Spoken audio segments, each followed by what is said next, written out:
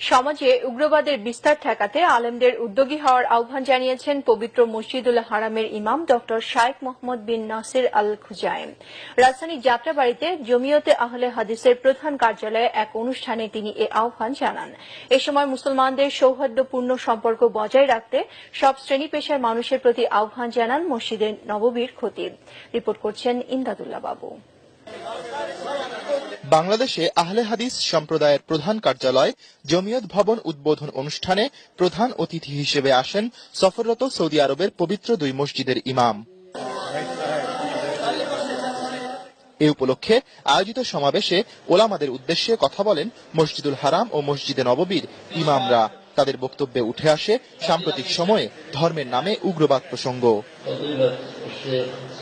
ইসলামের যে মূল ভিত্তি তার প্রধানত হলো মহাগ্রন্থ আল কোরআন, আর তারপরে হলো নবী মুহাম্মদ রাসূলুল্লাহ সাল্লাল্লাহু আলাইহি ওয়াসাল্লামের হাদিস।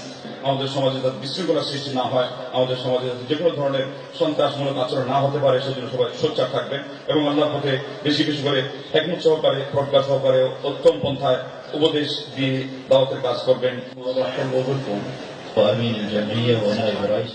আমাদের সবাইকে পূর্ণ কর্মের জন্য বেশি বেশি করে তৌফিক দান করেন।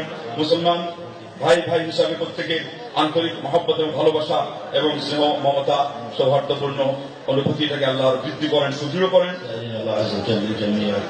এ সময় সৌদি আরবের ধর্ম মন্ত্রণালয়ের সচিব বলেন, তরুণরা যেন ভুল পথে না যায় সেজন্য ইসলাম সম্পর্কে তাদের সঠিক শিক্ষা দিতে হবে। এ বিষয়ে আলেমদের দাওয়াতি তৎপরতা বাড়ানোর উপর গুরুত্ব দেন দক্ষিণ সিটির মেয়র। পবিত্র মক্কা নগরী এবং পবিত্র মদিনা নগরী যে কোনো প্রয়োজনে এই শহরের মানুষ এবং এই শহর ইনশাআল্লাহ পাশে দাঁড়াবে। অনুষ্ঠানে মসজিদুল হারাম ও মসজিদে নববীর ইমামদের হাতে সম্মাননা স্মারক হিসেবে স্বর্ণের তৈরি ঢাকার চাবি তুলে দেন দক্ষিণ সিটির মেয়র সাইদ খোকন।